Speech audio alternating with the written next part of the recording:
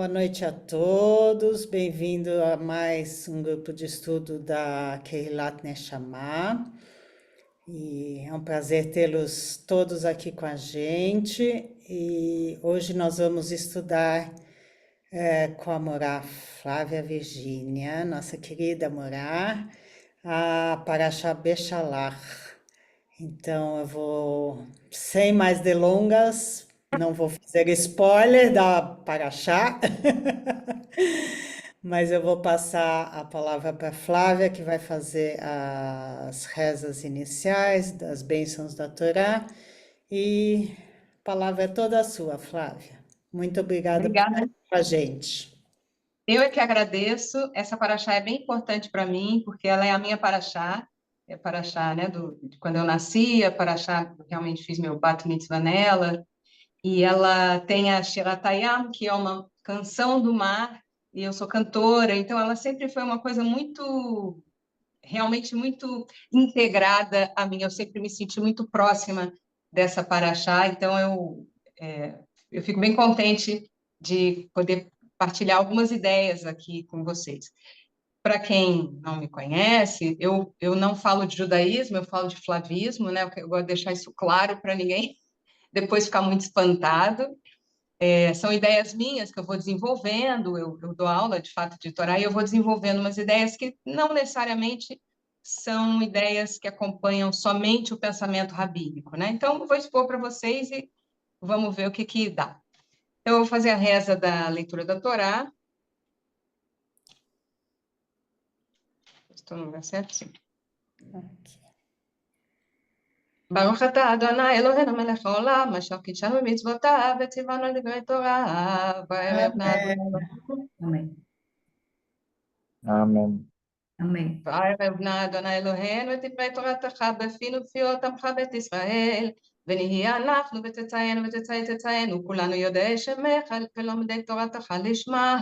ברוך אתה אדוני המלמד תורה לעמו ישראל. ברוך Amém. אתה אדוני אלוהינו מלך העולם, אשר בחר בנו מכל העמים ונתן לנו את תורתו. ברוך אתה אדוני נותן התורה. Amém. Amém. Bom, a gente vai ler, a gente está nessa semana lendo essa paraxá que se chama Beshalach, que quer dizer, e quando o faraó enviou, né, enviou o povo de Israel, e ela é a quarta paraxá do livro de Shemot. Ela começa no capítulo 14, e a gente vai perceber ao longo do trajeto, ao longo da exposição, que ela tem uma metalinguagem, tem várias metalinguagens, ou seja, uma linguagem X dentro dessa mesma linguagem nesse texto, porque além da gente saber que esse trecho vai falar sobre a travessia do povo, a travessia do mar Yam Suf, que é o mar de juncos, seria a tradução correta, mas a gente se habitua a falar mar vermelho, porque juncos em inglês é reed, sea of reeds, mas em algum lugar houve uma má tradução, em vez de dizer reed, eles escreveram red, que quer dizer, reed é com dois S, e red quer dizer vermelho. E aí, no mundo ficou conhecido como Mar Vermelho, mas é por uma má tradução. A tradução em hebraico é Yam Suf, então a gente sabe que é um corpo d'água, que não necessariamente é um mar mesmo, que tem juncos. Então, esse é um ponto importante. A gente já começa com um nome que não corresponde à realidade. O que a gente vai, o que essa paraxá está lendo é que eles vão atravessar esse corpo d'água do Yam Suf, e essa travessia ela tem vários estratos, e ela tem um extrato simbólico importantíssimo, porque, além disso, ela faz a travessia de uma situação existencial desse povo para uma outra situação totalmente distinta. Então, esse trecho ele trata basicamente só disso, do que estava acontecendo antes. A gente estava em Bo semana passada, que é quando Deus diz assim para Moshe: venha até o faraó e faz isso, isso, aquilo, outro. E depois disso aqui, a gente vai depois de Bechalach, a gente vai atravessar para essa situação existencial, geográfica, social, psicológica, emocional, intelectual, totalmente distinta. Então, essa paraxá, ela quebra com o que existe, ou melhor, ela vai indicar que precisa haver, que Deus quer que haja, uma quebra com o que havia antes, e a partir de agora a gente vai viver uma nova coisa, porque uma nova ordem vai se instalar. Esse é o sentido, digamos assim, que eu daria o sentido mais genérico dessa paraxá. Mas muitas coisas vão acontecer, ela é muito rica, e muito rica em imagens e em simbolismo, e é isso que a gente vai atacar principalmente. Deixa eu só pegar aqui umas ideias que eu anotei para ir seguindo, porque ela é muito rica mesmo. Em geral, eu não nem faço assim esse tipo de cola, mas dessa vez eu fiz, porque ela tem muitas coisas. Em primeiro lugar, a gente precisa entender uma outra travessia que é do Gênesis para o Êxodo. Então, a gente estava no primeiro livro, aí há 4 semanas a gente terminou o primeiro livro, que conta a história de uma família, quer dizer, está meio para o final do livro, ele vai contar a história de uma família que foi escolhida por Deus para se tornar o habitat de Deus. Então, do que isso quer dizer? Quer dizer o seguinte, na minha visão, o Tanakh é a história que tem um herói, que é Deus, o herói no sentido do personagem principal, o grande personagem da saga. Então, vamos ler o Tanakh como se ele fosse uma saga. O Tanakh não é um livro só, são vários livros escritos e depois compilados só no século I ou II, aliás, mais provavelmente no II. O Tanakh é difícil nesse sentido, mas a gente consegue perceber pelo menos alguns elementos que, de fato, unem esses textos e por esses elementos serem comuns a todos os textos, é que certamente eles foram escolhidos. Um deles é, quem é o personagem principal de todos os textos? Ah, é Deus. Só em Purim, só em Esther, é que o Deus não é o personagem principal, mas isso vai ficar para talvez quando a gente chegar nessa festa, né? No restante do texto, Deus é o personagem principal, e essa é uma coisa muito importante. Deus morar na criação dele. Ele criou os humanos, criou a terra, achou muito bonito, falou, maneiro, vou morar aqui. E aí ele fica tentando isso até o final dos tempos, coitado, e sempre vai dando errado, ou é muito difícil, é muito complicado, porque os humanos, ele nos criou muito incompletos, ou muito incompletos, teimosos, burros, chatos pra caramba, com certeza chato, realmente, posso falar sem medo de errar, nhen. Então, ele quer morar entre nós, mas ele criou um povo dificílimo. E aí ele padece dos males desse povo difícil. Então, primeiro ele tenta ficar com a gente no Gan Eden, aí aquilo meio que dá para o torto, aí depois ele cria o negócio do Mabul, do dilúvio, achando que Noé vai arrebentar. Noé não arrebenta, não funciona como ele queria, né? Depois ele cria, ele fala assim, não, esse cara aqui, só esse. Aí ele escolhe Terah, o pai de Abraão, aí o cara me morre no meio do caminho. Aí ele fala assim, não, tá bom, então, Abraão, vai você. Mesmo que seu pai morreu e tal, mas vai você, segue. E aí com Abraão dá certo. Com Abraão, ele consegue criar uma família que vai seguir com ele. Pronto, já é um ponto super positivo. Demorou pra caramba, do começo da criação do mundo até Abraão, é um trecho. Mas ele é paciente, diferente de mim, então ele falou, não, vamos, vai dar certo, e aí, beleza, veio com Abraão. Então, quando ele estava com Abraão, ele tinha o seu para-herói. Ele tinha um para-herói, ou seja, uma pessoa com quem ele vai falar e que vai organizar uma vida comunal para que ele possa habitar entre nós. Com Abraão deu certo, com Isaac deu certo, com Jacó deu certo, e aí tem aqueles filhos meio marginais, meio que levemente marginais, que quase mataram o irmão, venderam o irmão, não sei o que, nananã. Mas aí com o irmão isso se retoma. Então eles vão todos para o Egito, estou falando de Yosef, né, de José, eles vão para o Egito e eles ficam lá no Egito. E aí o livro do Gênesis termina bem, que é uma coisa... Quem não aproveitou vai rir para ter um final feliz, ó, lascou, porque, tipo, não vai ter outro, tá? É o único livro que termina realmente bem, aquele ali. Se você não aproveitou para tirar umas férias das dificuldades ali, agora é só no ano que vem. Então, em Vai Aqui termina muito bem. Quando a gente começa Shemot, já passaram 400 anos. Mas só que, nestes 400 anos, não houve um para-herói. Ou seja, Deus não fez uma dobradinha, uma tabelinha com ninguém. Então, o que acontece é que aquele povo todo, vindo da família de Jacó, né? Aquelas 70 pessoas da família de Jacó, que foram morar lá em 400 anos, viraram um montão de gente, claro. Esse montão de gente não tem a presença marcante, vamos pôr assim, de Deus. Deus, Yud Rei Vavei. Para eles, Yud Rei Vavei é o Deus dos ancestrais deles.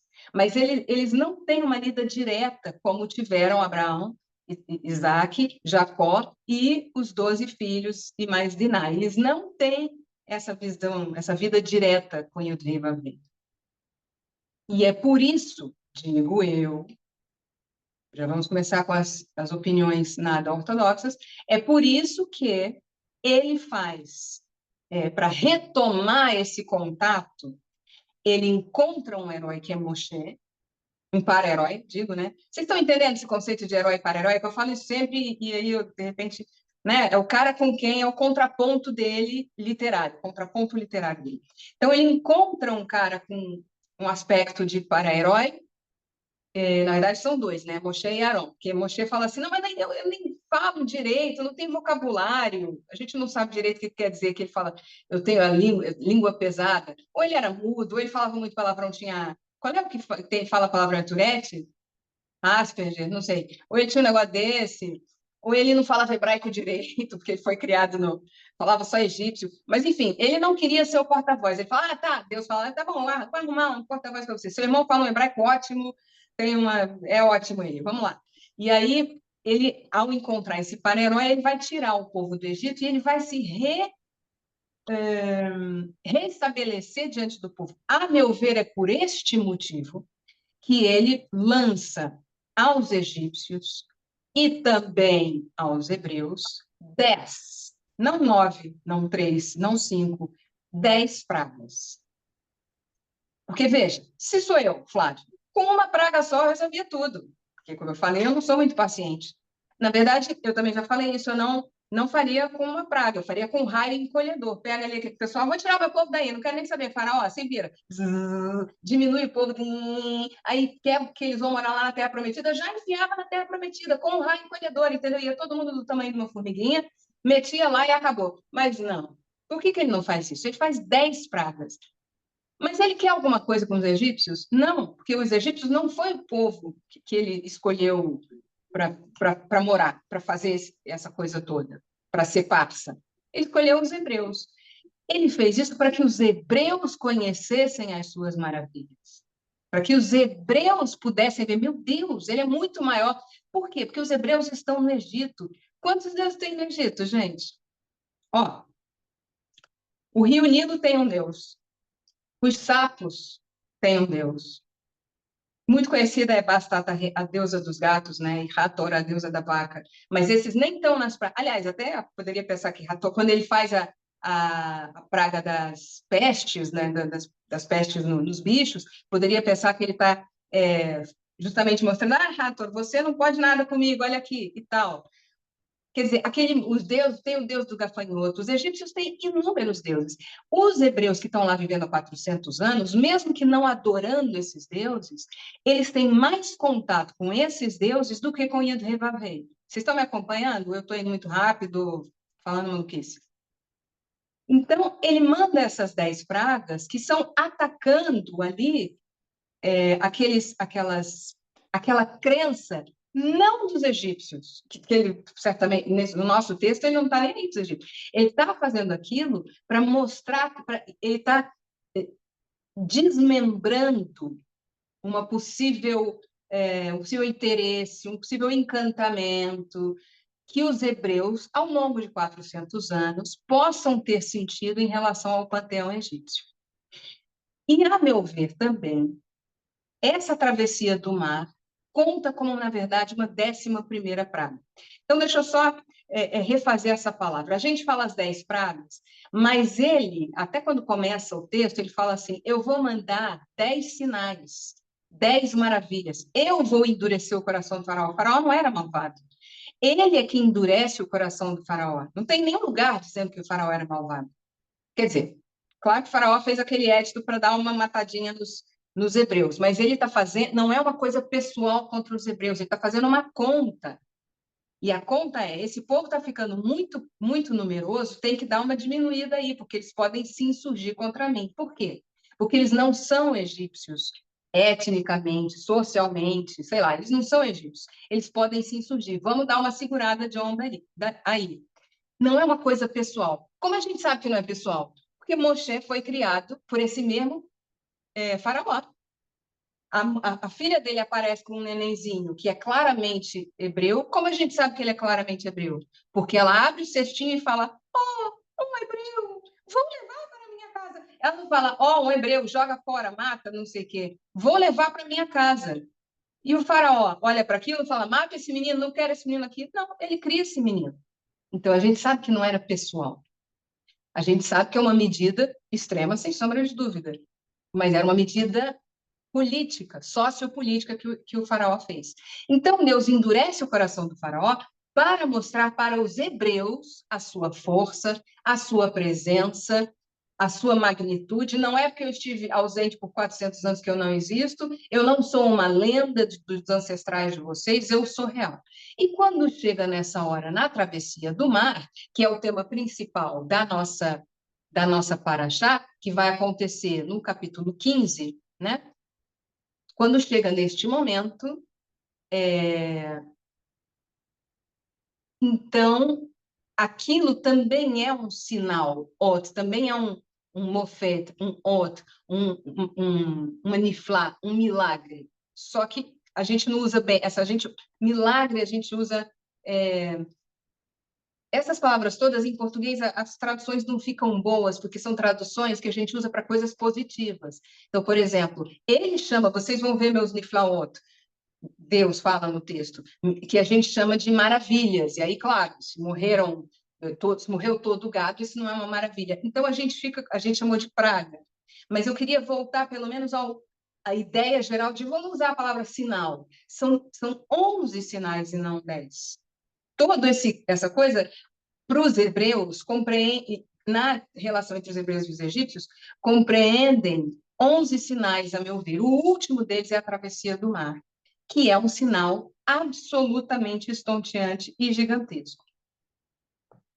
Ao mesmo tempo, outra coisa que a gente aprende nesse texto e que é corroborado ao longo do Tanar é que não existe para Yud-Heh Vav-Heh, para o Eterno, uma coisa muito comum ali na região, que é a ordalha. A ordalha é a guerra entre os deuses. Então, o nosso texto reconhece a existência de outros deuses, claramente. Nosso texto não é monoteísta. A nossa religião, que é uma religião que se formou a partir do século II, ou seja, depois da perda da religião do Tanar. Então, eu vou chamar a religião do Tanar de religião de Israel. Eu vou chamar as pessoas do Tanar de hebreus, e eu vou dizer que judaísmo, este que nós professamos, só acontece a partir do final do século I para frente, século I da nossa era para frente, e que estas pessoas são judeus. Então, nem nós somos mais hebreus, nem eles lá de trás são judeus. Deu para ficar clara? Essas definições ficaram claras? Tá? É importante a gente fazer essa diferença, porque aí vocês vão entender perfeitamente de que época eu estou falando. Eles são hebreus e eles professam a religião de Israel. Nós somos judeus e professamos o judaísmo, que só vai existir do final do século I para frente. Antes disso, não tem judaísmo, tem a religião de Israel. Elas são coisas diferentes, porque os tempos, por motivos históricos e etc., são coisas diferentes. Nós, judeus, bebemos dessa fonte, mas nós não professamos as mesmas coisas. Nossa religião não é igual a deles, é bem diferente, inclusive. São outros tempos com outras demandas históricas. Então, aqui, é muito comum na Mesopotâmia, no Levante, que é o caldo cultural no qual se faz o texto bíblico. Ele está totalmente embebido de ideias que são mesopotâmicas, cananeias, do Levante e etc. Totalmente mediterrâneas, muitas delas completamente. Ele era aquele caldo cultural. E ali existe muita ordalha, por exemplo, na Grécia. Não está toda hora Zeus lutando contra esse, lutando contra aquele, os deuses estão todos lutando. Isso se chama ordalha. No texto bíblico, não tem ordalha, porque Deus é o criador de todas as coisas. Então, vocês vão ver que isso se confirma no texto, por exemplo, quando os egípcios, que têm 290 mil deuses, não chamam os seus deuses para lutar contra o Deus de Israel. Isso é muito suspeito. Por que eles não chamam os deuses para lutar contra os deuses? Contra Deus, contra Israel. Eles chamam os magos deles para fazer sinais correspondentes, iguais aos sinais de Deus. O texto bíblico diz que eles sim conseguiam fazer, por exemplo, eles conseguiam ter sangue no Rio Nilo, mas eles não conseguiam terminar o sangue, parar com o sangue, enquanto que o rei Vavê punha o sangue e depois tirava. Punha os né, os sapos e depois tirava. Não, então tá bom, vou tirar o sapo. Né? E os magos deles conseguiam reproduzir, ter sapo também, mas não conseguiam tirar. Por que eles não chamam o Deus dos sapos para lutar contra o rei Vavê? Na minha opinião, eles não chamam, porque Deus, Yud-Heh-Vav-Veh, é o criador de todas as coisas. É isso que o autor bíblico quer que a gente entenda. Então, você não vai chamar... O Deus dos sapos, ele funciona muito bem ali nos parças dele, no pessoal na galera dele, do mesmo nível. Funciona muito bem o Deus dos sapos contra o Deus da chuva, mas não contra o Deus que criou ele, a chuva, os sapos, o outro Deus, o outro não sei o quê. Então, o fato de os egípcios falarem assim, eu acho que é no 14:25, deixa eu ver se eu estou certa. Porque às vezes eu minto, né? Mas vocês são muito legais, eu não quero mentir para vocês. É no 14:25, ó. Aqui. Tirando a roda dos seus carros e fazendo-os guiar com dificuldade, ao que o Egito disse: fugirei diante de Israel, pois o Eterno luta por eles contra o Egito. O que a gente esperaria, se fosse um texto cananeu, se fosse um texto grego, egípcio, da Mesopotâmia, né, mesopotâmico, ele diria assim, em vez de dizer, fugirei diante de Israel, pois o Eterno luta por eles contra o Egito, diria, pois o Eterno lutou e venceu o Deus Hopi, o Deus Baal, o Deus Marduk, o Deus Zeus, o Deus fulaninho, o Deus não sei o quê. Então, aqui a gente tem essa explicação teológica do autor bíblico de que Yud-Heh-Vav-Veh não faz nenhuma ordalha, não faz guerra contra os deuses, mas na semana que vem a gente vai ler Itró, onde ele diz assim, e não porás outros deuses por cima de mim. Ou seja, o texto reconhece que esses outros deuses existem. Esse é um primeiro ponto que eu tô fazendo questão de frisá-lo bem, para que vocês vejam a diferença gritante que existe entre a religião de Israel e o judaísmo, porque o judaísmo vai entender pelo monoteísmo, só existe um Deus. A religião de Israel não, ela fala, existem muitos deuses, mas o nosso é o criador dos céus e da terra. E a gente precisa ter isso em mente para entender adequadamente o texto. O texto está indo, para o texto não tem nenhum problema existirem outros deuses. E aí aquilo que todo mundo fica falando quando chega no decálogo, mas então, como assim não porás outros deuses acima de mim? Não tem uma incongruência aqui? Nós não somos monoteístas? Não, nós judeus somos monoteístas, os hebreus não são monoteístas. É simplesmente, é outra coisa diferente, não é questão de número. É que Yud-Heh-Vav-Veh é o criador de tudo.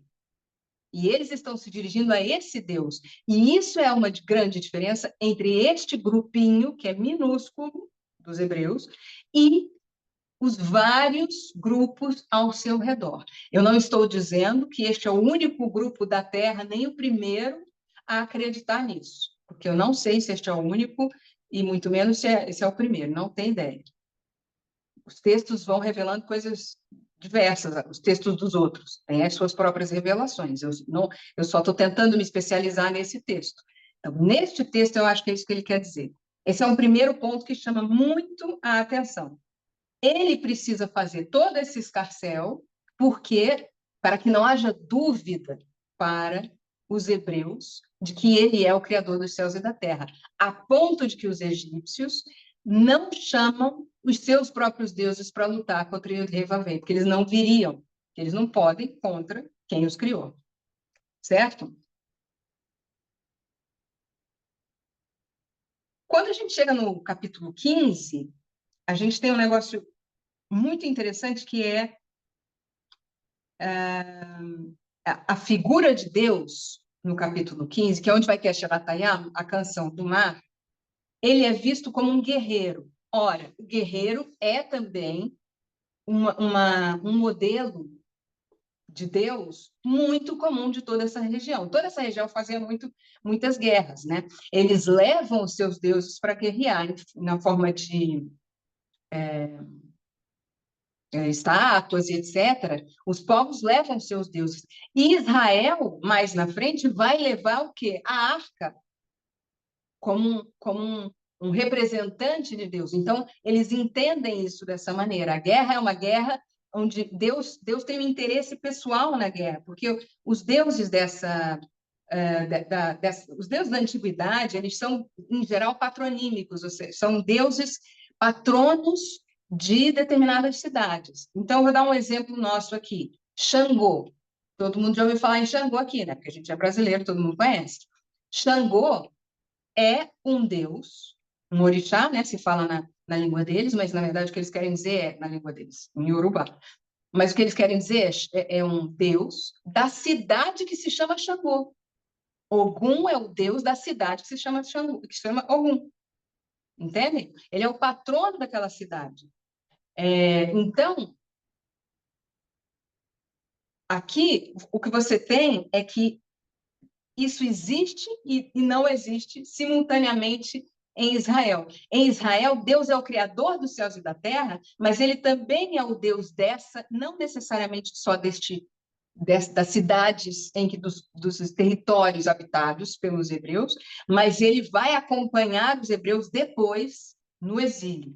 Ele é o Deus dos hebreus, mas que é o criador dos céus e da terra. Então, são temáticas para o texto bíblico diferente da maneira como a gente vive essas temáticas. Depois a gente vai falar, é o Deus universal, é o não sei o quê. São temáticas vistas diferentes. Aqui, de maneira diferente. Aqui ele é o Deus dos hebreus e ele vai acompanhar os hebreus porque ele vem acompanhando esse povo para com eles habitar. É diferente. Tem essa diferença. Bom, o que vai acontecer é que a gente tem uma coisa simbólica acontecendo nesse texto que é muito espetacular, muito maravilhosa e muito grandiosa, que é o seguinte. Esse Deus guerreiro, esse Deus que é guerreiro, ele vai fazer, esse povo vai fazer uma travessia pelo mar. Então, o que a gente tem é que até o capítulo 14, a gente vai transformar do 1 ao 14, o que é uma preparação para essa travessia. Essa travessia tem um sentido simbólico. O mar, simbolicamente, representa o inconsciente, né? Na psicologia se fala muito nisso, mas essa é uma forma de ver que existe em várias culturas. O mar é aquilo que não está consciente. Como é que eles vão se deparar com essa inconsciência? O que quer dizer essa inconsciência na história de Israel? Como eu tinha dito, eles eram inconscientes de Deus, de Yud-Heh Vav-Heh. Para eles, Deus era uma coisa que estava presente no imaginário deles como o Deus dos antepassados. Eles não têm não é uma lida, é uma relação direta com Deus, como tiveram os seus antepassados. Então, é como se eles estivessem vivendo no Egito durante 400 anos, meio inconscientemente, de uma forma meio inconsciente. Eles estão inconscientes de quem eles verdadeiramente são. Então, essa travessia, esse pedaço do 1 ao 14, é Deus botando essas pragas, ou esses sinais, essas maravilhas, esses milagres, esses sinais, que são uma preparação para que eles saiam do estágio do inconsciente e cheguem numa consciência. Essa consciência eles vão encontrar quando atravessarem o inconsciente, que é esse mar. Estão me acompanhando? Gente, se alguém tiver horrorizado, levanta a mão aí e me interrompe, tá? Que eu tento salvar. Pode ser que eu não consiga, mas eu vou tentar. Porque, na verdade, Será é que todo difícil. mundo está se afogando no Mar Vermelho? A ideia é justamente a gente não se afogar, né? Lembra que no nosso texto a gente não se afogou, então vamos tentar não ficar afogado mesmo. Ele vem preparando esse povo para essa travessia. Aí olha como é que a coisa simbolicamente é muito genial, como é que ela se dá. A gente sabe que ele tem o negócio da coluna de fogo e da coluna de nuvem, que vai proteger Israel, vai proteger os hebreus do Egito. Porque o que acontece com o Egito? Com os egípcios? O que acontece? Aí tem Macata Perrobot, que é a morte dos primogênitos, a 10ª praga, o 10º sinal, que é um sinal pavoroso, né? Matou todos os primogênitos do Egito e, inclusive, os primogênitos de Israel, que não acreditaram e não fizeram aquilo que precisava ser feito, que era o hisopo, marcar o batente da porta com o sacrifício do carneiro e etc., no dia 14 de Nissan, né? Para no dia 15 comer os pães, fazer os pães apressadamente e levar para essa travessia. O que acontece é que Yud-Heh-Vavê tinha dito para Moshe e Aron irem lá na porta do faraó e dizer assim, pô, meu povo tem que ir, a gente vai só ali rapidinho, 3 dias no deserto, 3 dias para fazer uma oferenda ali, para fazer uma oferta, um korban, né? Um sacrifício, para a gente se reaproximar, porque korban, na verdade, a gente chama de sacrifício, mas a palavra vem da raiz de próximo, aproximação, karov. Então, o que isso quer dizer? Quer dizer que a gente vai se aproximar do nosso Deus 3 dias só, uma travessia de um trajeto de 3 dias ali no deserto. A gente não pode fazer isso aqui, porque os sacrifícios, as ofertas que nós vamos fazer, vão ser tidas como abominações para os egípcios, que têm no boi, na vaca, um animal consagrado à deusa Hathor, né? Então, a gente não quer fazer isso na frente deles. É só isso, 3 diazinhos só, não sei o quê. Mas nós sabemos que isso é mentira, porque a agenda que Deus tinha era tirar o povo de lá. Nem o povo sabia que essa era a agenda. O povo não está sabendo, o povo fica sabendo aqui, nesse capítulo, no capítulo 14, no final, em algum momento do capítulo 14. O povo também não estava sabendo disso, não, que eles iam ficar lá. Agora, ficou, deve ter desconfiado. Por quê? Quer dizer, ir embora para sempre. Mas os egípcios, depois que eles veem que tem Makata Behorot, a morte dos primogênitos, aí volta a luz assim, e aí eles olham e falam: Ô, faraó, escuta aqui, os caras se mandaram. Eles levaram absolutamente tudo. Se você entrar agora numa casa de um hebreu, você vai ver que não tem nada, não tem uma escova de dente ali. Eles levaram todas as coisas, todos os pertences, inclusive toda a prata e todo o ouro, e ainda saíram pegando com os vizinhos. Ah, me dá mais prata e ouro aí, não sei o que, para eu fazer um sacrifício, não sei o que lá. Que sacrifício é esse que os caras levam até as escovas de dente? Não tem um papel higiênico furado nas casas desses caras. Eles se mandaram. E por que isso é absolutamente revoltante? Porque, com isso, os egípcios perderam uma parte muito importante da sua economia. A mão de obra hebreia era muito importante para a economia egípcia. Eles eram, pelo menos, os fazedores dos tijolos, ou seja, é como se a gente perdesse uma parte importante da nossa mão de obra da construção civil. Nenhum país que se preze pode prescindir da sua mão de obra da construção civil, é impossível. Aí o faraó fala, foi mesmo? Não tem um papel higiênico furado? Eles, um papel higiênico furado, pode ir agora, vamos lá, eu levo você e tal. Aí eles vêm varados atrás dos hebreus. Eles falam, caramba, a gente não pode perder essa... Vocês falaram que iam ficar 3 dias ali, depois voltar, não sei o quê. O que que é isso? Então, percebem qual é a temática? Aqui é uma temática social, econômica, política, é uma temática, de fato, muito importante. O que Deus faz? Ele cria esse sistema da coluna de fogo e da coluna de nuvem, que é um pouco confuso de ver, mas eu gosto de fazer a seguinte imagem. Elas estão juntas, a coluna de fogo, de nuvem e a coluna de fogo. Os egípcios estão vendo só a nuvem, ou seja, eles têm uma coisa nublada diante deles, eles não estão conseguindo enxergar o povo, eles têm uma coisa nublada, mas, ao mesmo tempo, a segunda camada dessa camada tem duas fases. A primeira fase é uma nuvem que impede que os egípcios vejam os hebreus. A segunda camada é um fogo que ilumina o caminho para os hebreus.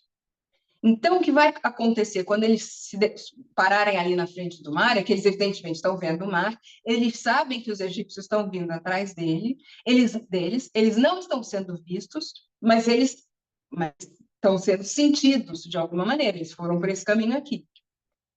E aí, Deus manda um grande vento oriental que vai abrir o mar.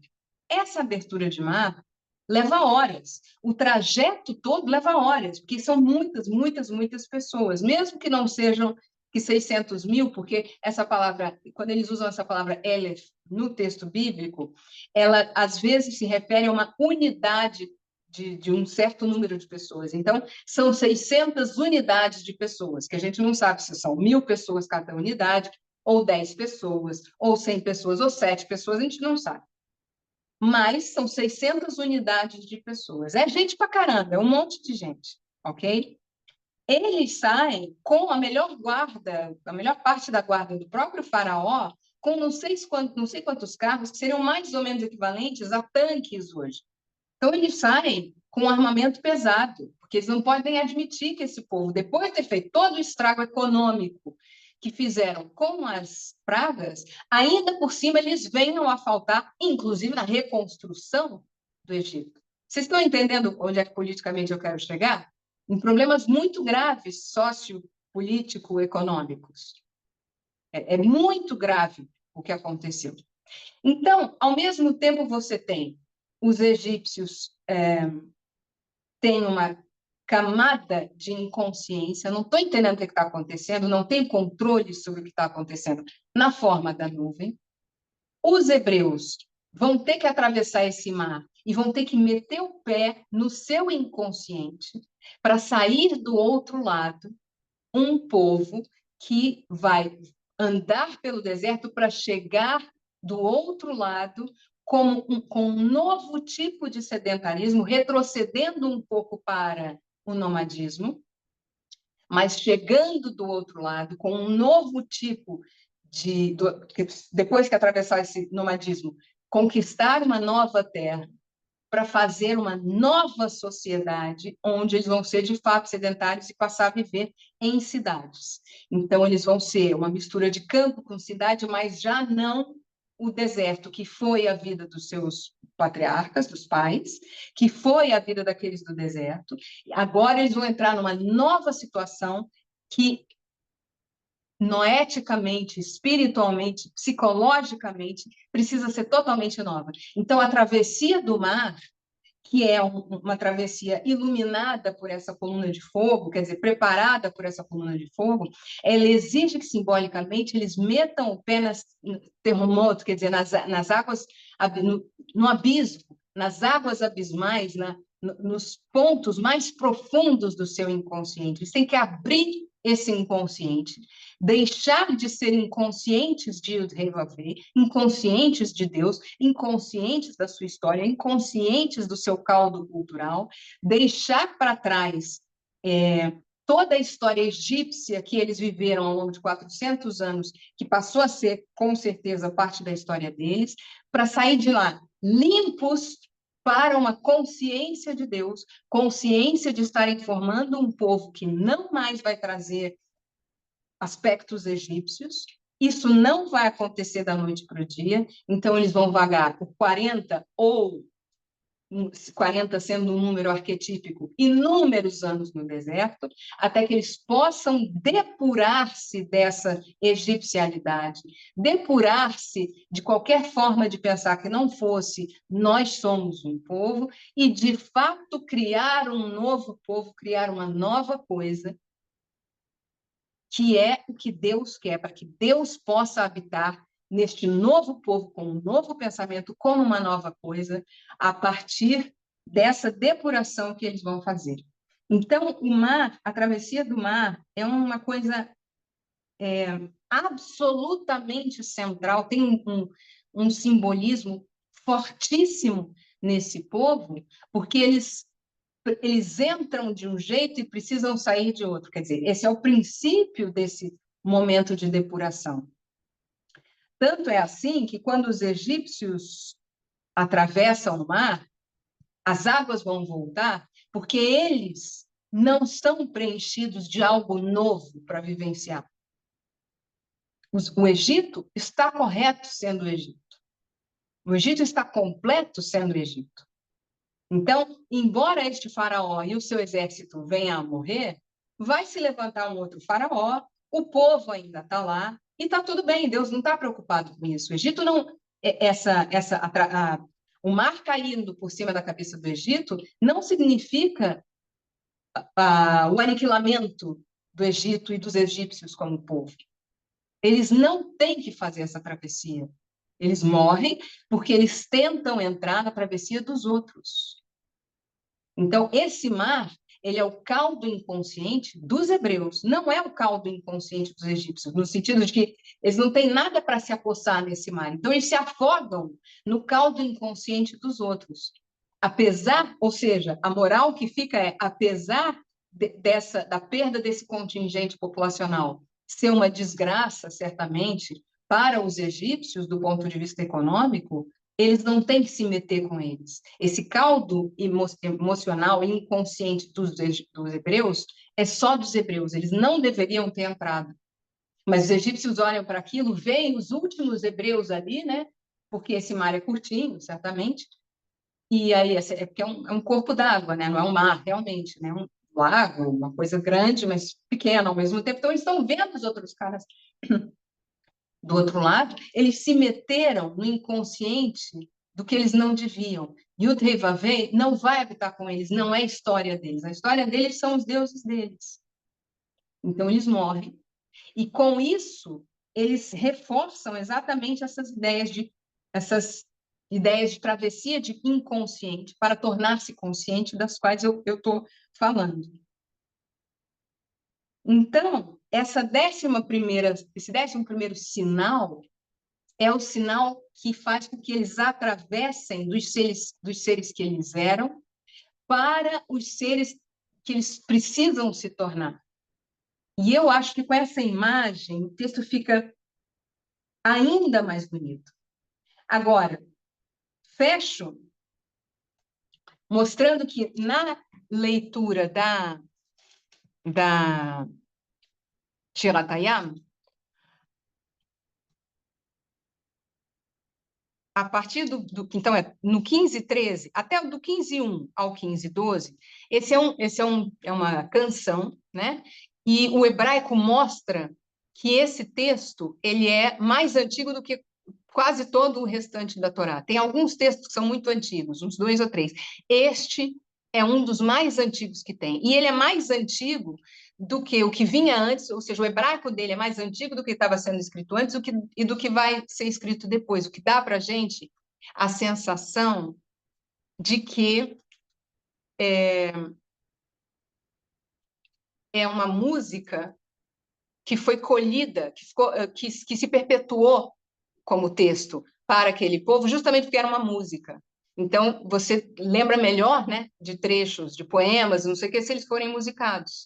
Então, essa é a sensação que a gente teve. Mas, ao mesmo tempo, do 1 ao 12, ele está contando em forma de música aquilo que o capítulo 14 tratou. Ele está repetindo, só que em forma de música, aquilo que estava escrito no capítulo 14.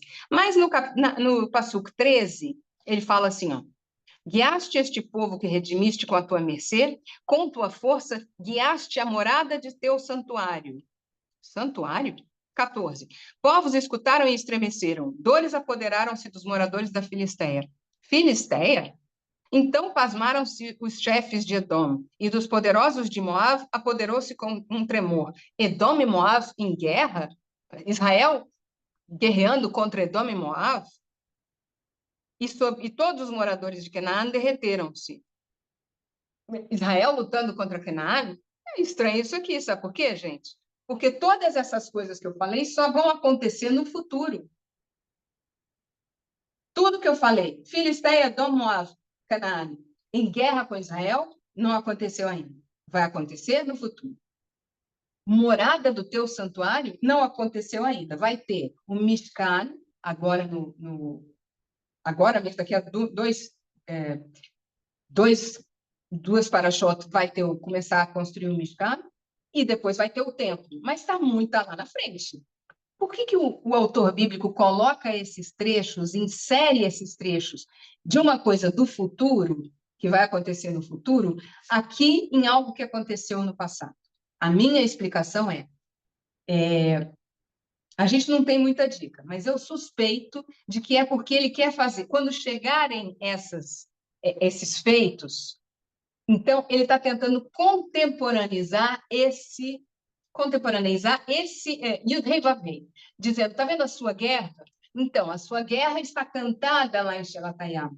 Ou seja, sempre este Deus, o nosso Deus, fez guerras e venceu, e tem ali a morada dele, que só vai acontecer da muito.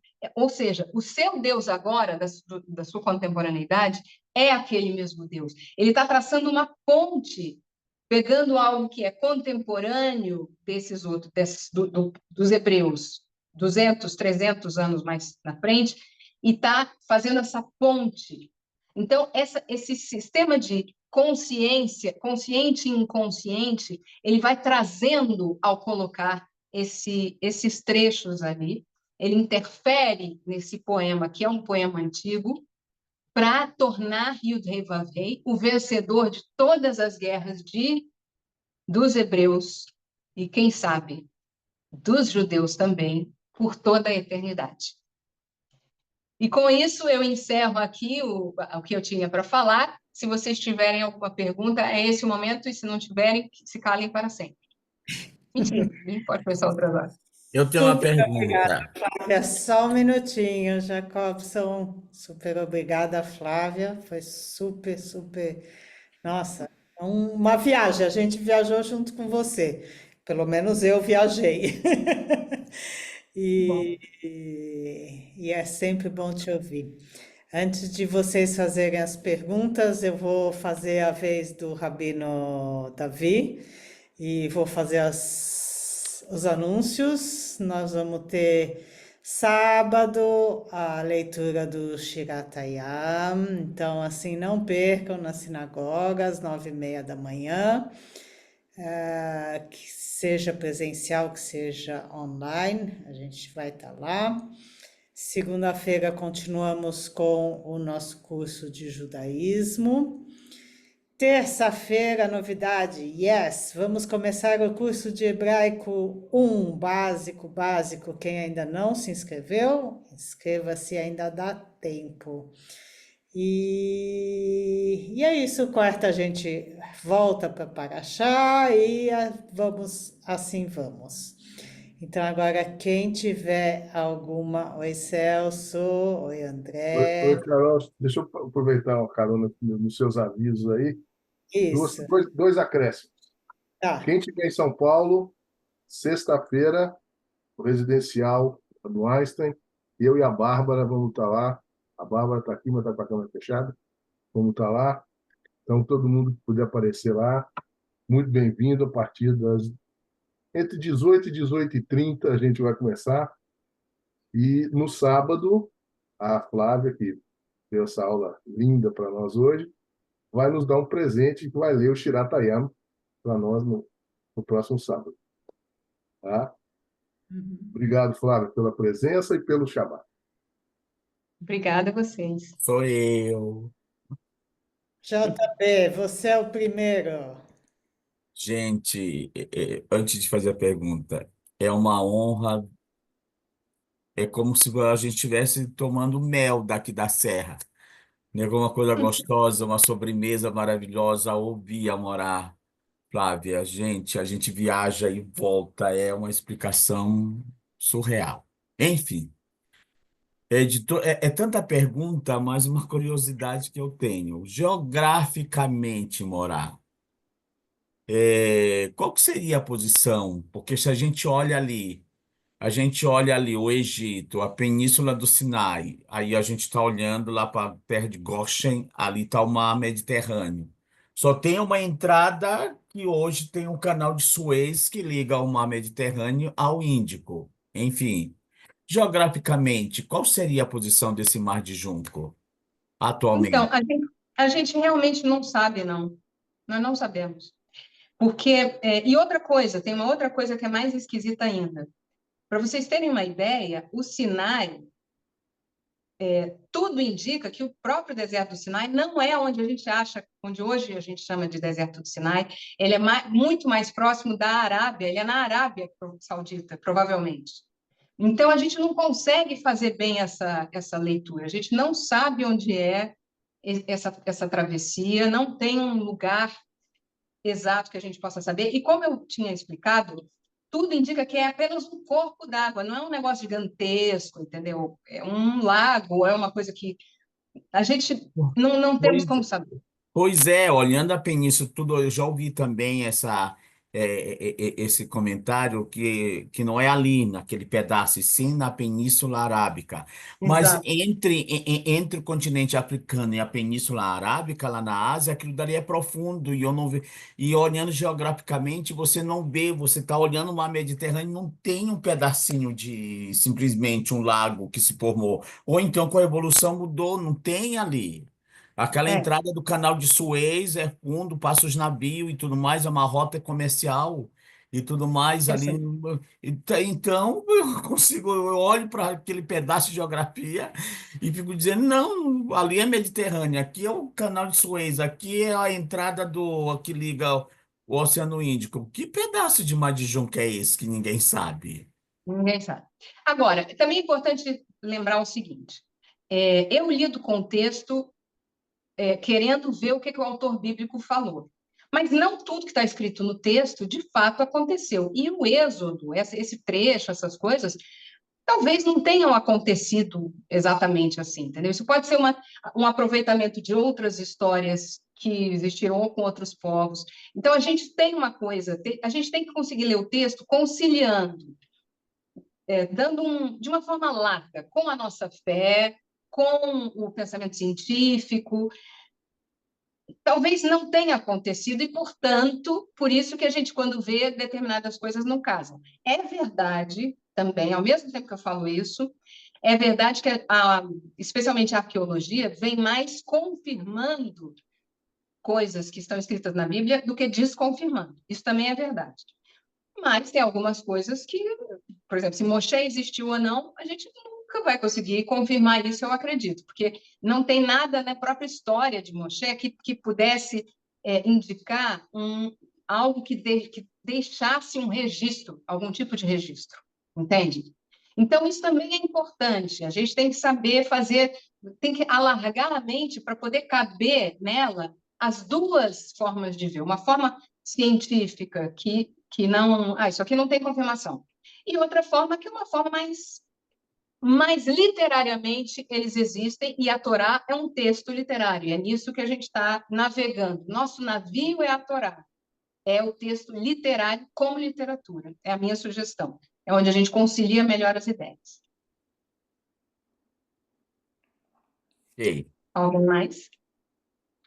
não, toda essa é tanta coisa, mas os outros têm direito também. Mas eu estou viva ainda, meu filho. A gente se encontra, você faz pergunta, ou a gente, entendeu? Me liga aí, a gente conversa. Ok. Aliás, serve para todos. Qualquer um que quisesse quiser mais ideias e tal, eu vendo. É baratinho. Mais alguém queria fazer alguma pergunta, algum comentário?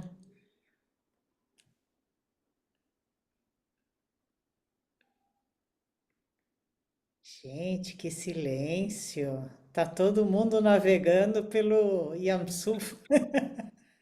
Vai, tudo bem. Vai, Vou dar André. uma para não dizer que eu vou sair incógnito daqui. JB, só para reforçar um pouco o que a Virgínia fala, você conseguiria ler a Torá inteira, inclusive a parte, eu diria mais pesada, que fica bem no centro dos livros, que é o Vaikra. E mais tarde você tem o Números, que está cheio de, aparentemente, posições geográficas. Você conseguiria ler ela inteira, imaginando que tudo que está sendo contado para você se refere a seres humanos, organizações sociais, e que tudo existe dentro de cada um, e não depende absolutamente nada de uma geografia? Faria sentido para você ou para vocês? Reforçando um pouco o que a Flávia acabou de falar. Só pergunta, só testando a audiência.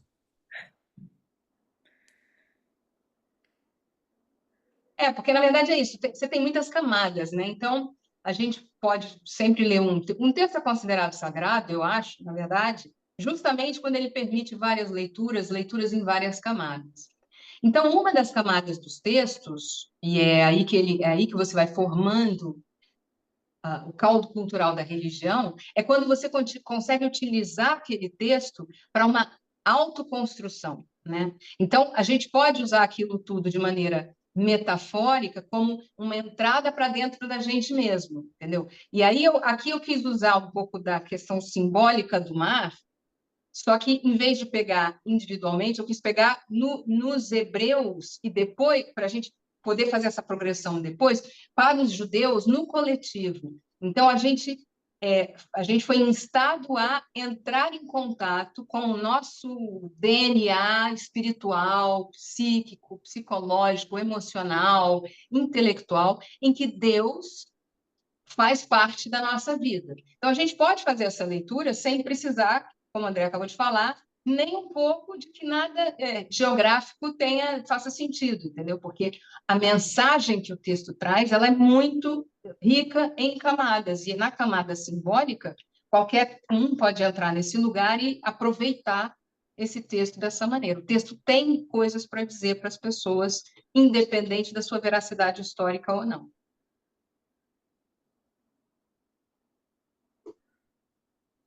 Certo? Certo. Certo, mais um pouco da aula. Obrigado, André. Mais alguém? Dani, bem-vindo. Não Uhul. consegui ver todo O mundo. Dani acordou. Tadinho. A Dani já está por perto. Acordou, porque para ele agora são 2h30 da manhã, então por isso. Ah, Dani, olha Meu aí. Deus, Mais é alguém verdade. quer comentar alguma coisa?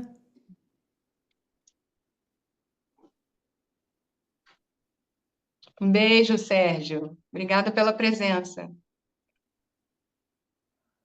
Então é isso, gente. Vocês não É estão isso. perguntando nada. Super obrigado, Flávia. Flávia, Vou interromper a gravação. Incorporando camadas, Flávio. Opa, É, Precisa processar muito para fazer pergunta ainda. pode ser, pode ser. Mas é isso, esse texto ele tem essa densidade mesmo, eu acho, esse trecho. Eu acredito nisso, que tem que processar essas camadas aí, né? Obrigado. É isso, gente. excelente. Então, tudo agradeço muito, muito mesmo, foi super legal falar aqui. Eu adoro falar com vocês, acho super bacana, vocês são muito queridos para mim, Nós ainda e é uma mais. oportunidade. é uma oportunidade sempre de colocar algumas ideias nas quais eu venho trabalhando. Então, eu estou bem contente mesmo com o convite. Na verdade, não é mentira, fui eu que me convidei, né, Celso? Não é verdade, eu que me convidei. Mas desde Mas, aquela madrugada que nós participamos contigo, nunca mais tu saíste dos meus pensamentos. pois O é, livro de Ruth. é verdade, é verdade. Mas, Gente, enfim, gente, olha, nos vemos no sábado. Eu vou ler a Shiratayam, que tem uma melodia especial, diferente. Então, eu convido todos vocês a virem. Não é uma melodia especial que realmente existe tradicionalmente, mas não é muito, a gente não ouve muito por aí. Então, e só vai cantar uma vez no ano. Então, eu convido vocês porque é super bonita, as pessoas sempre gostam de ouvir. E como eu falei, como é uma coisa rara, vale a pena mesmo ver. 9h30 sábado. Vale muito a pena. vale a pena ver de novo todo ano, Flávia. Vale a pena mesmo não todo ano. Exatamente. Quem não puder estar presencial, pelo menos se conecta, porque vale a pena. É muito bonito. Ah, eu estarei conectado. Sim, Deus sim. me E tem a ver com o que eu acabei de falar, né? Porque se a gente traz uma melodia que é tradicional e que justamente porque é diferente, só se faz uma vez por ano, vai se perdendo, a gente nessa semana, como um coletivo, está sendo instado a entrar nesse mar, a sair do inconsciente, pisar fundo no nosso inconsciente, para sair consciente do outro lado. Então, quando eu trago essa melodia, eu tenho isso em mente. Olha, eu estou trazendo uma coisa que está se perdendo, então nós estamos mesmo, hoje, como povo, de novo atravessando o mar. Ao trazer, é a minha contribuição em retomar essa consciência de Deus, essa consciência dos nossos ancestrais, etc. Então, o convite também tem camadas. super obrigada, Flávia. A gente, boa Obrigado, Clara. Obrigado, gente. Boa noite. Boa noite. noite, Obrigada, gente. gente. Boa Boa noite para noite. todos. Boa noite. Obrigado, boa Muito noite. obrigado. Parabéns pela Tchau, excelente Flávia. aula. Boa noite. Noite. Até sábado.